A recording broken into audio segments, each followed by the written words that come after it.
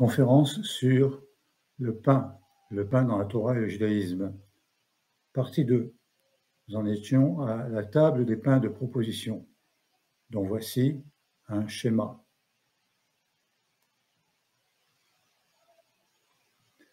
Dans la paracha Émor du livre du Lévitique, au chapitre 24, il est dit, verset 5, « Tu prendras aussi de la fleur de farine, et tu en cuiras 12 gâteaux, chaque gâteau contenant 2/10 d'épha. Chaque pain avait donc le volume de 86 œufs. » En verset 6, « Tu les disposeras en 2 rangées, 6 par rangée, sur la table d'or pur devant l'Éternel. » Rachi mentionne bien 6 gâteaux pour chaque rangée, comme on l'a vu sur le schéma. Autre explication de la table d'or pur. Sur la table pure, c'est-à-dire nue, à savoir les pains inférieurs étaient en contact avec la table elle-même, selon le traité Menachot, page 96b. Tu mettras sur chaque rangée de l'encens pur qui servira d'évocation au pain pour être brûlé en l'honneur de l'Éternel. L'encens, appelé évocation, était la seule partie des pains de proposition à être consumée sur l'autel. Eh bien, dans la paracha Émor, au chapitre 24, verset 8, Shabbat après Shabbat, on les disposera devant l'Éternel en permanence de la part des enfants d'Israël, alliance perpétuelle. Ainsi, les pains de proposition symbolisent la prospérité que Dieu accorde à ses serviteurs. Ce pain appartiendra à Aaron et à ses fils, qui le mangeront en lieu saint, car il est éminemment saint, parmi les offrandes consumées par le feu de Hachem, décret éternel. Dans le livre suivant, Nombre, la paracha Bamidbar, au chapitre 4, verset 7. Sur la table des pains de proposition, ils étendront une toffe en laine turquoise. Cette couleur symbolisait le degré de sainteté le plus élevé, sur laquelle ils placeront les sébilles, les cuillères, les demi-tubes et les montants qui garnissent la table. Quant au pain perpétuel, l'Echem Atamid, il restera dessus, sous la couverture de laine turquoise. Ainsi, dans le Mishkan, c'est-à-dire dans la pièce Kodesh, le saint était disposé d'une part la Ménorah, symbole de la volonté de l'homme de se purifier dans sa parole, sa nourriture, ses relations sexuelles. L'autel de l'encens, symbole de la primauté de l'esprit sur le corps. Et enfin, la table des pains de proposition, qui symbolise la nécessaire nourriture matérielle pour soutenir la vie. C'est donc le symbole de la richesse matérielle. Voici une image avec devant la paroquette la Ménorah, l'autel d'or, l'autel de l'encens, et la table des pains de proposition, les Kohanim. Je reviens aux occurrences du pain dans la Torah. Parcourons le livre du Lévitique. Dans la paracha Tzav, au chapitre 7, verset 13, c'est à propos de l'offrande de remerciement. On présentera cette offrande avec des gâteaux de pain levé pour compléter ce sacrifice. On prélèvera un gâteau sur chacune de ces offrandes comme tribut à l'Éternel. Commentaire de Rachi. Un de toute offrande. Eh bien, on prend un pain de chaque sorte comme prélèvement pour le Kohen qui effectue le service, et le reste est consommé par les propriétaires qui ont fait l'offrande de remerciement. Toujours parachat Tzav, le chapitre suivant, chapitre 8, verset 31. Et Moïse dit à Aaron, à ses fils, faites cuire la chair à l'entrée de la tente d'assignation, la chair du sacrifice, c'est là que vous la mangerez avec le pain qui est dans la corbeille d'inauguration. Ce qui restera de la chair et du pain, vous le consumerez par le feu. Paracha Émor, chapitre 21, les Kohanim doivent rester saints pour leur Dieu et ne pas profaner le nom de leur Dieu, car ce sont les sacrifices de l'Éternel, c'est le pain de leur Dieu qu'ils ont à offrir. Tiens-le pour saint, car c'est lui, le Kohen, qui offre le pain de ton Dieu. Commentaire de Rachi.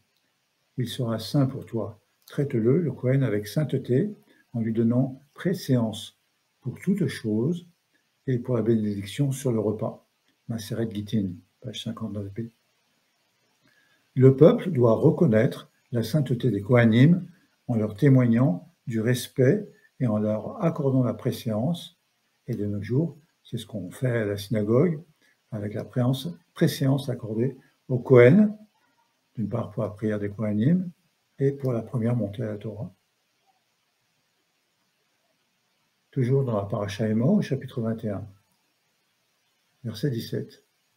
Parle ainsi à Aaron. Quelqu'un de ta postérité dans les âges futurs, qui serait atteint d'une infirmité, ne sera pas admis à offrir le pain de son Dieu. Rashi, le pain de son Elohim, la nourriture de son Elohim. Tout repas est appelé pain.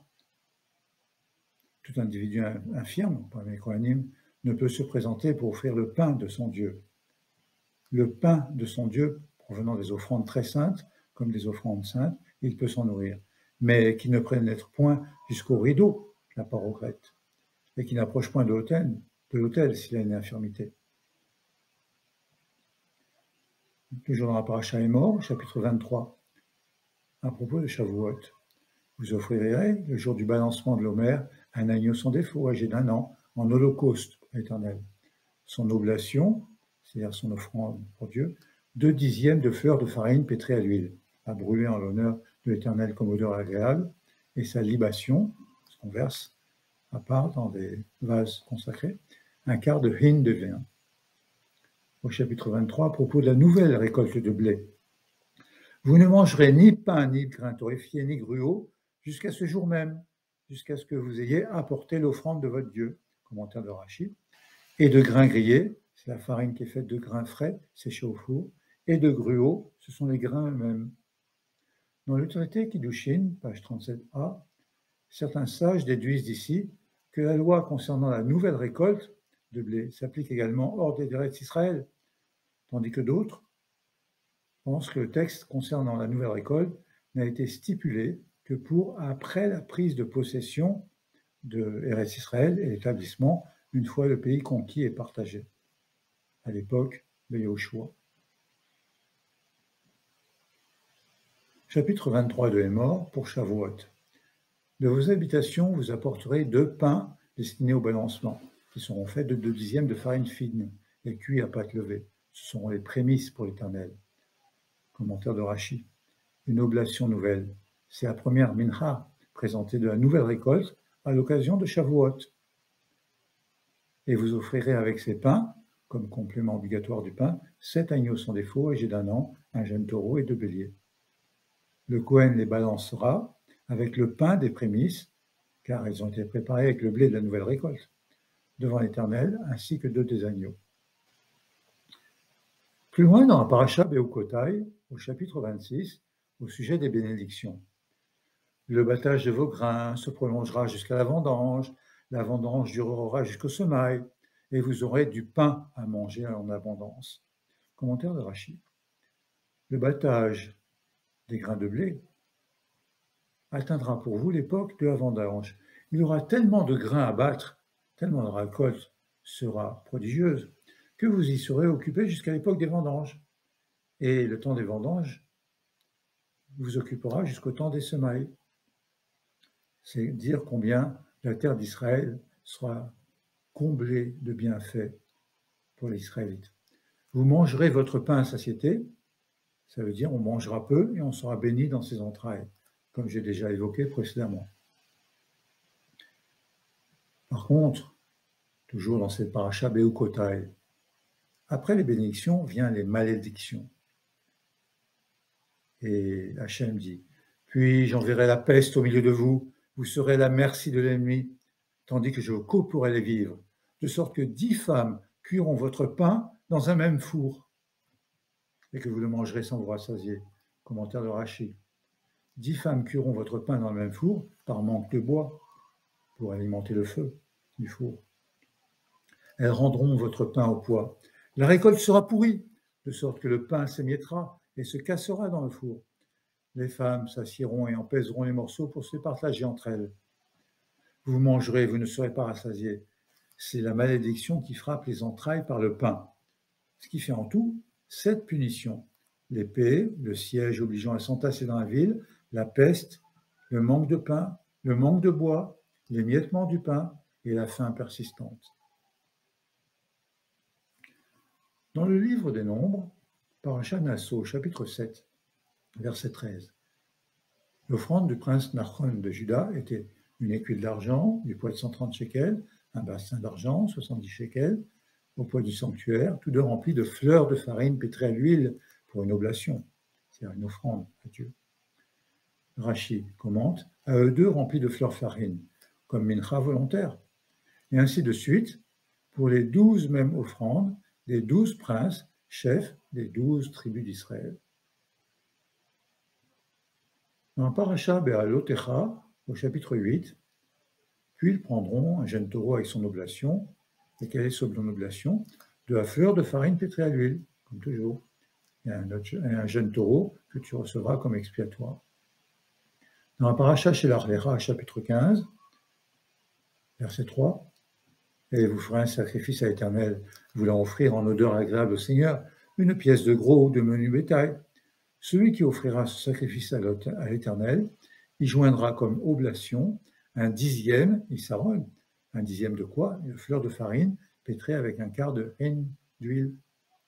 Nota, un isaron en tant que mesure de farine, c'est environ 2,2 à 2,4 kilos. Dans Shelach Lecha, chapitre 15, si c'est un bélier, eh bien avec, il faut offrir comme oblation 2 dixièmes de farine, pétrie avec un tiers de hin d'huile. Et si c'est une pièce de gros bétail, comme un taureau, ou un autre sacrifice, à l'occasion d'un vœu particulier, ou un rémunératoire, on ajoute comme oblation 3 dixièmes de fleur de farine. Et oui, c'est proportionnellement à la taille de l'animal offert en sacrifice. À votre arrivée dans le pays où je vous conduirai, verset 19, lorsque vous mangerez du pain de la contrée, vous en prélèverez une portion au Seigneur, comme prémisse de votre pâte, vous prélèverez un pain en tribut. Des prémices de votre pâte, vous donnerez une portion à l'Éternel dans vos générations futures. Commentaire de Rashi. Dès que les Israélites seront entrés en Eretz Israël et qu'ils mangeront de son pain, ils seront tenus de la mitzvah de la challah.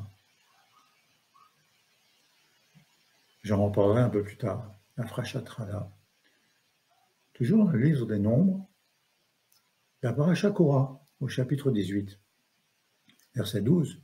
Tout le meilleur de l'huile, comme le meilleur du vin et du blé, les prémices qu'ils doivent offrir au Seigneur, je te les donne. C'est la grande terouma, réservée aux Kohanim, au verset 26. Parle aussi aux Lévites et dis-leur, lorsque vous aurez reçu des enfants d'Israël la dîme que je vous donne de leur part, pour votre héritage, vous prélivrez là-dessus, comme impôt, la dîme de la dîme. C'est la teroumat maaser.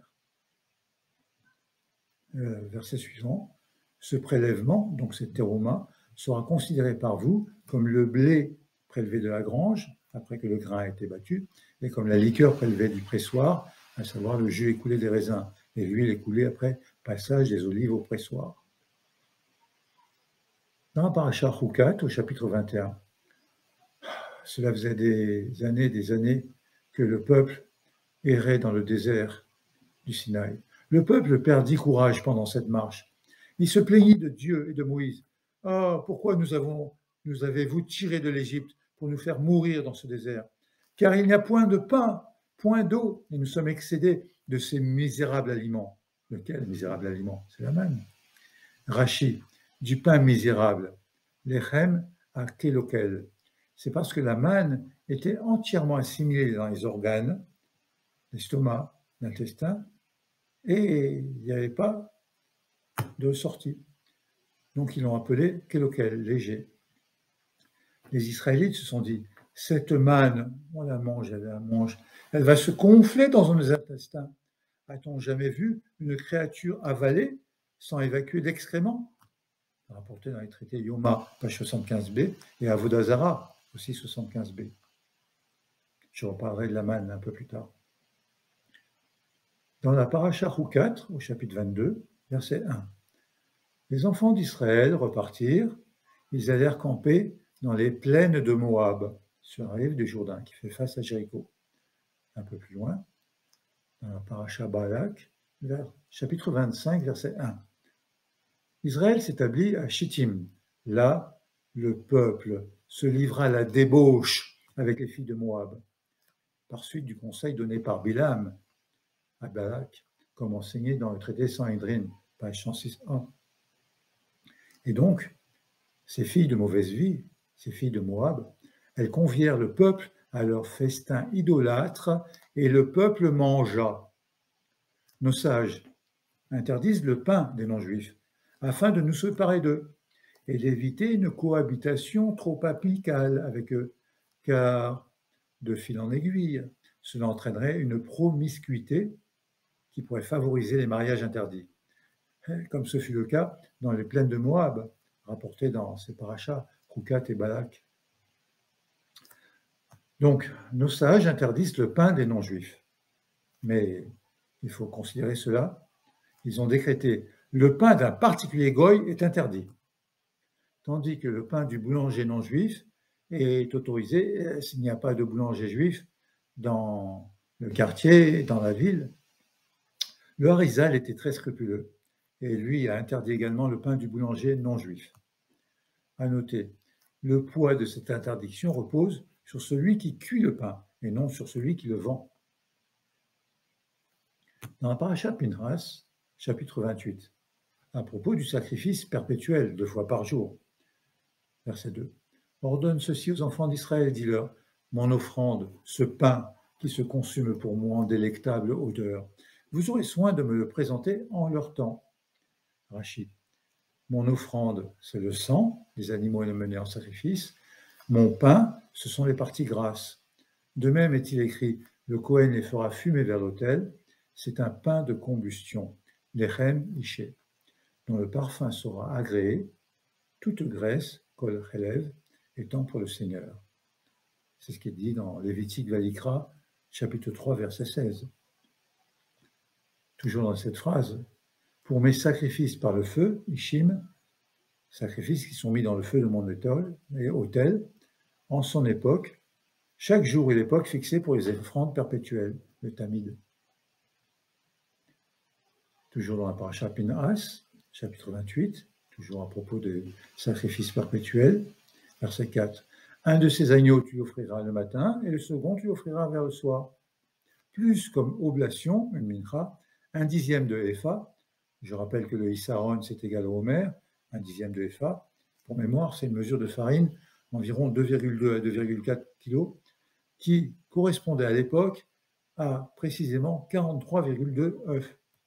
Mais des œufs de quelle taille? Donc 1/10 de fleur de farine pétrie avec 1/4 de hin d'huile d'olive concassée. Ça, c'était pour le sacrifice perpétuel 2 fois par jour. Tandis que pour Shabbat, au jour de Shabbat, il faut offrir 2 agneaux d'un an sans défaut, plus pour oblation, 2/10 de fleur de farine pétrie à l'huile et sa libation. D'accord? Mais pour Rosh Chodesh, pour Rosh Chodesh, 3/10 de fleur de farine pétrie à l'huile comme oblation pour chaque taureau, 2/10 de fleur de farine pétrie à l'huile comme oblation pour le bélier unique, et 1/10 de fleur de farine pétrie à l'huile comme oblation pour chaque agneau. Effectivement, c'est proportionnel à la taille de l'animal qui est sacrifié. 1/10 de fleur de farine, environ 2,3 kg, donc 2/10, 4,6 kg, et 3/10, on arrive à 7 kg de farine préparée en gâteau. D'accord, mais qu'en est-il de la fête de Pessah? Eh bien, chapitre 28, verset 18, au premier jour, convocation sainte, vous ne ferez aucun travail. Vous offrirez en sacrifice, comme holocauste éternel, 2 jeunes taureaux, un bélier, 7 agneaux, âgés d'1 an, sans défaut. Pour leur oblation, de la fleur de farine pétrie à l'huile, alors 3/10 pour le taureau, 2/10 pour le bélier, 1/10 respectivement pour chacun des 7 agneaux. On a vu Pessah, maintenant Shavuot. Shavuot, c'est au verset 27, toujours du Pinchas chapitre 28. À Shavuot, vous offrirez comme holocauste de la réserve éternelle 2 jeunes taureaux, un bélier, 7 agneaux âgés d'1 an, pour leur oblation de la fleur de farine pétrie à l'huile, 3/10 pour chaque taureau, de la même façon, 2/10 pour le bélier unique, et 1/10 respectivement pour chacun des 7 agneaux. Et pour la fête de Rosh Hashanah, ce sera pour vous le jour du son du chauffard. Vous offrirez en holocauste, comme odeur agréable à l'Éternel, un jeune taureau, un bélier, 7 agneaux, sans défaut. De la même façon, leur oblation de fleur farine, pétrie à l'huile, 3 dixièmes pour le taureau, 2 dixièmes pour le bélier, 1 dixième pour chacun des 7 agneaux. C'est logique, et surtout c'est cohérent avec les énoncés précédents. À propos de Kippour, vous offrirez un holocauste à l'Éternel comme odeur délectable, un jeune taureau, un bélier, 7 agneaux d'un enfant sans défaut. 7 agneaux d'un an sans défaut. Leur oblation de la fleur de farine, toujours de la même façon, 3 dixièmes pour le taureau, 2 dixièmes pour le bélier, 1 dixième pour chacun des 7 agneaux. Et pour Sukkot, eh bien, il y a aussi des sacrifices. En holocauste, 13 jeunes taureaux le premier jour, 2 béliers, 14 agneaux d'un an qui soient sans défaut. Leur oblation sera de fleur de farine pétrie à l'huile. Pareil, 3 dixièmes pour chacun des 13 taureaux, 2 dixièmes pour chacun des 2 béliers et 1 dixième respectivement pour chacun des 14 agneaux. Cela reste logique et cohérent avec les énoncés précédents. Venons-en au dernier livre de la Torah, le Deutéronome, Devarim. Dans la paracha Ekev, au chapitre 7, il s'agit des bénédictions de Hachem. Au verset 13, il dit « Il t'aimera, il te bénira, te multipliera, il bénira le fruit de tes entrailles, le fruit de ton sol, ton blé, ton vin, ton huile. » Triptyque, blé, vin, huile. Les produits de ton gros et de ton menu bétail, dans le pays qu'il a juré de te donner à tes pères. Et au chapitre 8, « Car l'Éternel, ton Dieu, te conduit dans un pays fortuné, un pays qui produit le froment, c'est-à-dire le blé, l'orge, le raisin, la figue, la grenade, l'olive huileuse et le miel des dattes. » Rav Yitzhak a dit « À l'ordre de préséance des produits d'Israël cités dans ce verset correspond l'ordre de préséance pour la récitation de la bracha, traité Berachot 41a. D'ailleurs, cet ordre de préséance, on le retrouve dans la fête de Tou Bishvat. Un pays où tu ne mangeras pas ton pain dans la misère, où tu ne manqueras de rien, et Eretz Israël ne manquera de rien. C'est la bénédiction de Hachem. Verset 10, c'est un verset qui est bien connu. Ve'achalta, ve'savarta, orarta. Tu mangeras, tu te rassasieras et tu béniras l'Éternel ton Dieu pour le bon pays qu'il t'aura donné. Ce verset établit l'obligation de réciter le Birkat Hamazon lorsqu'on a mangé un repas comportant du pain et qu'on est rassasié. Traité Berachot 48b. Alors, quelle quantité de pain? Je vous en parlerai un peu plus tard. Au chapitre 9, Moïse dit, verset 9, « Je m'étais retiré sur la montagne pour recevoir les tables de l'Alliance. Je restais sur la montagne 40 jours, 40 nuits, ne mangeant pas de pain, ne buvant point d'eau. » Un peu plus loin, verset 18. « Puis je me prosternai devant le Seigneur, restant comme la première fois, 40 jours, 40 nuits, sans manger de pain, ni boire d'eau, à cause du grave péché que vous aviez commis. » L'adoration du veau d'or, de Hegel. Au chapitre 10, verset 18. Hachem, qui fait droit à l'orphelin et à la veuve, qui témoigne son amour à l'étranger en lui assurant le pain et le vêtement. Commentaire de Rachi. Et qui aime l'étranger pour lui donner du pain et un vêtement. Du pain, un vêtement. C'est là une chose importante, car c'est ce que demandait notre patriarche Jacob de tout son être dans sa prière. S'il me donne du pain à manger et un vêtement pour me vêtir, ça ira. C'est dans Bereshit, la paracha Vayetse, chapitre 28, verset 20. Toujours dans Ekev, chapitre 11, verset 13. Or, si vous êtes dociles aux lois que je vous impose en ce jour, aimant l'Éternel votre Dieu, le servant de tout votre cœur et de toute votre âme, je donnerai à votre pays la pluie opportune, la pluie de printemps, la pluie d'arrière-saison, et tu récolteras ta céréale, c'est-à-dire ton blé, ton vin, ton mou et ton huile. C'est l'un des paragraphes du schéma. Venatati metarseren baito yom alkosh ve'asafta deganera vetiroshra ve'itsarera. Rabbi Ishmael enseignait à ce sujet, tu réuniras ta céréale. Observe la voie suivie sur terre. Engage-toi dans une occupation profane et consacre ton temps libre à l'étude. C'est ce que faisait Rachid. Ceci est à mettre en rapport avec le commandement relatif au prélèvement de la terouma. La Torah nous ordonne de prélever de la récolte des 3 végétaux essentiels destinés au Kohen, le blé, la vigne et l'huile d'olive. Et ce triptyque, blé, vigne, huile, apparaît de nombreuses fois énoncé dans la Torah. Par exemple, c'est mentionné dans Deutéronome, Shoftim, chapitre 18, 4, les prémices de ton blé, de ton vin, de ton huile, prémices de ta toison, la toison de ton menu bétail, tu les lui donneras. Nos sages ont expliqué les raisons de cette mitzvah. Le blé, le vin et l'huile d'olive constituaient l'essentiel de la nourriture des populations agricoles sur la terre d'Eretz Israël.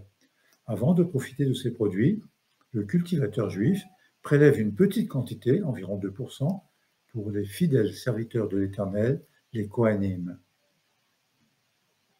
Dans Parashat Re'eh, au chapitre 12, verset 17, tu ne pourras pas consommer dans tes villes la dîme de ton blé, de ton vin, de ton huile, les premiers-nés de ton gros, ni de ton menu bétail. La Torah interdit de consommer en dehors de la ville de Jérusalem la seconde dîme, celle du blé, du vin et de l'huile. Il s'agit de 3 interdictions distinctes, telles que précisées dans le traité Keitot, page 4b. Au chapitre 14 de Ré, à propos du Maaser Sheni, verset 23. Et tu la consommeras en présence de l'Éternel ton Dieu, dans la localité qu'il aura choisie comme résidence de son nom. Il s'agit bien sûr du temple à Jérusalem, savoir la dîme de ton blé, de ton vin, de ton huile, les premiers de ton gros et de ton menu bétail. Et bien précisément, dans la paracha Shoftim au chapitre 18, les prémices de ton blé, de ton vin, de ton huile, et de la toison de ton menu bétail, les moutons, tu lui donneras. Dans la paracha Kitessé, au chapitre 23, au sujet des peuples exclus d'Israël, verset 4, un Ammonite ni un Moabite ne sont admis dans l'assemblée du Seigneur. Même après la 10e génération, ils seront exclus de l'assemblée du Seigneur, à perpétuité. Pourquoi ? Parce qu'ils ne vous ont pas offert le pain et l'eau à votre passage au sortir de l'Égypte. Rabbi Yochanan a enseigné le refus des Ammonites et des Moabites, qui étaient tous deux descendants de Lot, proches parents d'Abraham, leur a valu leur éloignement définitif du peuple d'Israël, car ils n'ont pas offert le pain ni l'eau. Rapporté dans Maseret Sanhedrin, page 103b. Rabbi Shimon a enseigné, il s'agit des hommes, mais pas les femmes, car c'est écrit, ils ne vous ont pas offert. Du coup, les femmes moabites pouvaient intégrer le peuple d'Israël, et un cas célèbre, c'est Ruth, la Moabite. Deutéronome, chapitre 28 de la paracha Kitavo, au sujet des malédictions, verset 51. Donc, si la nation d'Israël, si elle ne suit pas les commandements, nation au visage dur, elle se repaîtra du fruit de ton bétail, du fruit de ton sol, jusqu'à ce que tu succombes. Elle enlèvera sans rien t'en laisser le blé, le vin et l'huile, ainsi que les autres produits. Chapitre 29, la suite des malédictions. Du pain, vous n'en avez pas mangé, du vin ou une autre boisson forte, vous n'en avez pas bu, afin que vous ayez appris que c'est moi, l'Éternel, qui suis votre Dieu. Dans la paracha Azinu, chapitre 32, description de la beauté d'Israël. Comment c'est un beau pays. Verset 13. Hachem, il a fait monter victorieusement sur les hauteurs de la terre, jouir des produits des champs, la nourrit avec le miel d'un rocher, avec l'huile de la roche pierreuse. Il s'agit des olives du Gush Halav, avec la crème des vaches, le lait des brebis, les gras agneaux, les béliers du Bashan et les boucs, avec les rognons, la moelle exquise du froment, et tu buvais le sang vermeil du raisin. C'est une poésie dans Razinu. Les rognons, Kiliot, du froment, Rita, les grains de blé seront aussi gras que le suif des reins, Kelayot, et gros comme un rein. Tellement la terre produira du blé en abondance, avec des épis. Et pour finir ce parcours du pain dans la Torah, dans la dernière paracha, Vzot Abracha, au chapitre 33, verset 28. et Israël résidera avec sécurité. Elle coulera solitaire, la source de Jacob, sur une terre riche de blé et de vin, sous des cieux que lui verseront la rosée. En effet, c'est grâce au mérite de Jacob que les bénédictions arriveront et se réaliseront en Eretz Israël. Voilà, fin de la deuxième partie.